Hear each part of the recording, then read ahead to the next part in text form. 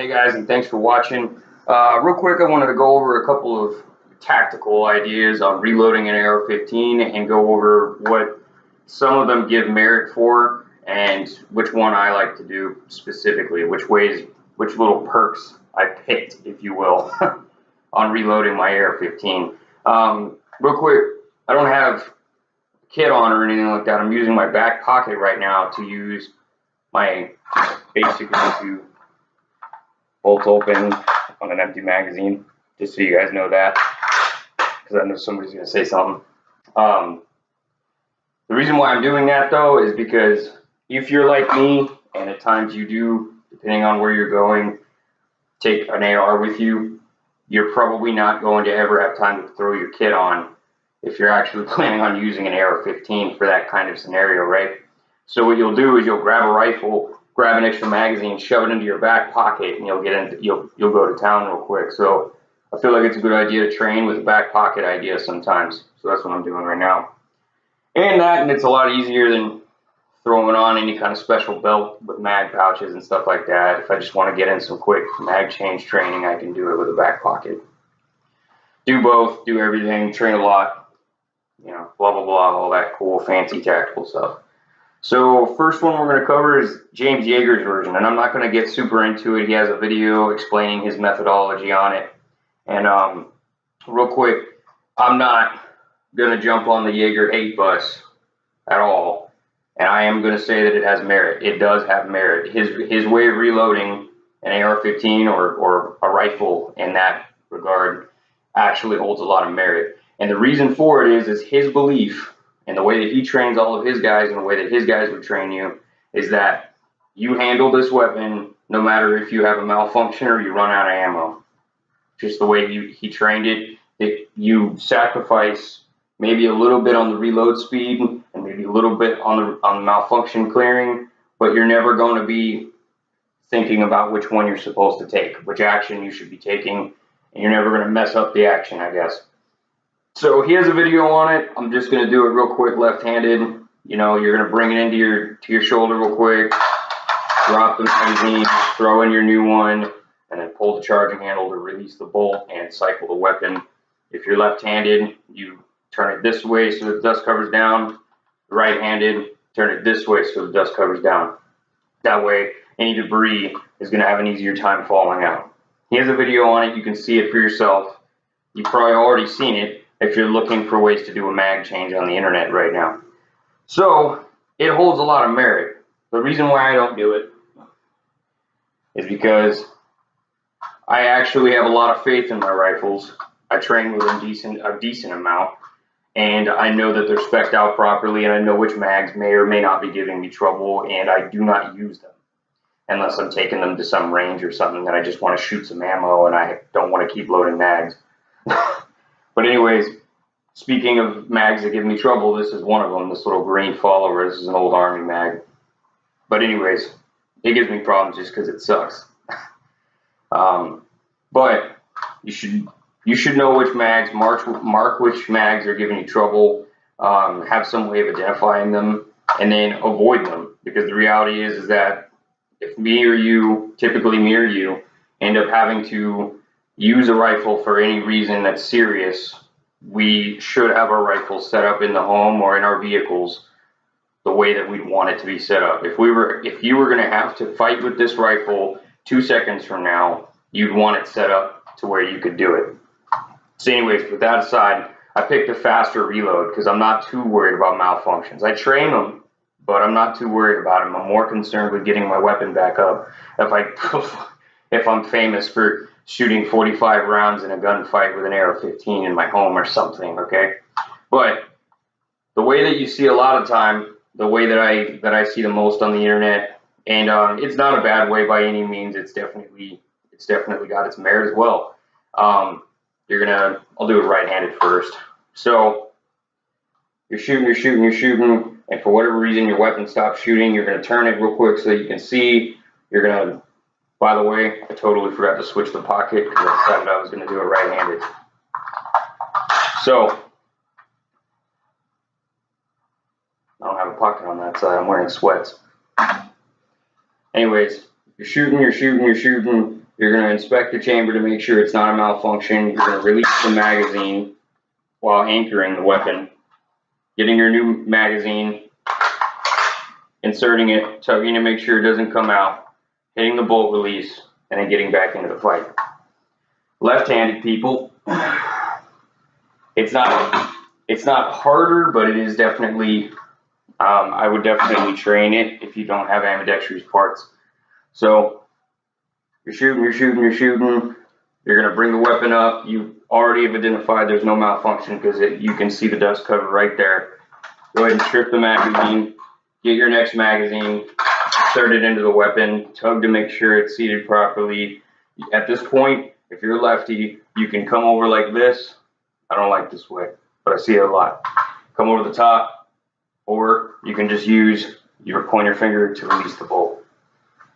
Once you release the bolt, get back into the fight real quick, do your thing, whatever the case may be. So I only have two things that I like to add on the way that I reload that I don't see getting pointed out in YouTube videos enough.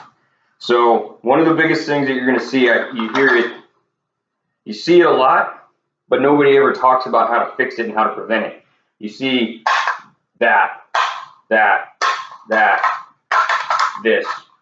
Okay, what we're trying to do is get the magazine in without doing one of these, because that's going to make you angry under high stress or under no stress. You're just going to get mad, especially if somebody's watching you and you just like do one of these things. Yeah, he's going to laugh at you. So what we're trying to do is miss small, aim small, miss small kind of thing. Right here at the back of the magazine, I totally spaced on what it's called, forgive me, but it is a skinnier, there's a skinnier little doohickey up back. Okay, you want to get this little doohickey to ride in first and then roll it in there, because once you get part of the magazine inside of this little hole, the rest of it's going to fall in line and it's going to lock into place. The reason why I feel like that's an important thing to do is because under high stress, the first thing that you're going to do when you need to do a mag change is literally throw this thing out like that. And even then, you notice I still was able to see the magazine inside of there because I rolled it in. Okay, if I don't roll it in and I do one of these things, I managed to get it in there. But do one of these things, and let's say I don't, right? And I slam it on the side, and then I do one of these things. Not only have I just slowed down my mag change considerably, I just made myself even more frustrated mentally. So we want to avoid that. Competition, real life scenario, it doesn't matter what it is, you will find yourself very frustrated if you screw that up, and it will cost you time. So skinny part, lead that inside, bring it into the magazine. Another thing that I like to tell people is just slap it. Okay, I've heard two opinions on this, and here's my 2 cents on it. Like I said before, I'm very competent I believe my weapon is very competent. I know what magazines are going to give me trouble, and I know what magazines aren't giving me any trouble. And yes, that could change, but I know for a fact which magazines seed properly, and if I do what I'm supposed to before A, a match, or B, I take it with me somewhere, I should know well before which magazines are still giving me problems. You should inspect your gear before you ever expect it to do anything special for you. So what I do is I slap it when I insert it, and then I get back into the fight real quick. And the reason for that is I've seen it, and I hate to be that guy, but if you say don't see this mag properly and you go to tug it out, you just ripped your magazine out because you're under high stress. You're not just going to do a soft little tap real quick and be like, oh, it's not in already. You're going to rip that thing out, and you're going to be pissed off, and you're going to have to redo that whole process of reloading AR15 again. So like I said before, though, at the same time, okay, obviously it's probably going to seed. But if you messed up somewhere, if it was operator error and you did not seed this properly, that's going to seed it, especially if you're using competent gear. If you've checked and you know that this stuff works before you left to use it.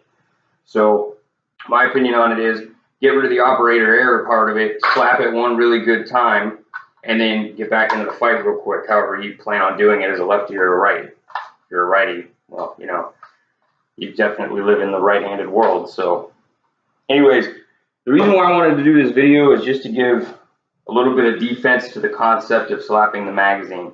I know some people are turning away from it. I don't really know why. I think tugging on the magazine is likely to cause you more problems if you messed up under high stress. So um, understand that there's 1,000 ways to skin a cat, so there's 1,000 ways that you can reload an AR-15, and if you do something completely different from me, but it works for you and you know that it's competent, keep running with it.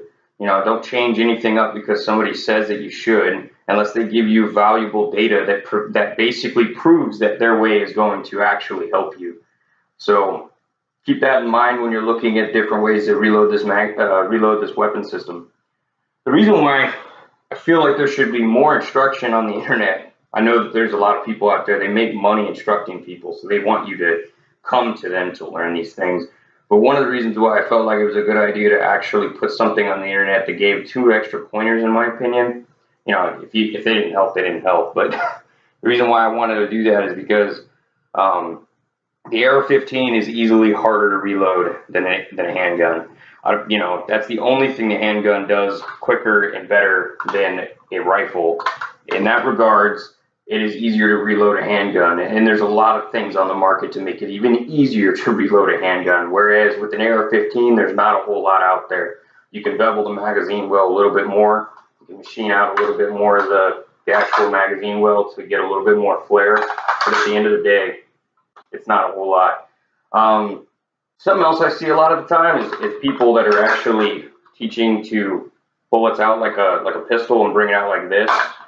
I think that's really unnatural. I don't really like that. With a pistol, yeah, it's a really straight item, but you see how there's a curve, and what I'm trying to do now, it's less natural. I'm trying to roll this magazine in my opinion, you know what I mean? So that's something I don't really like.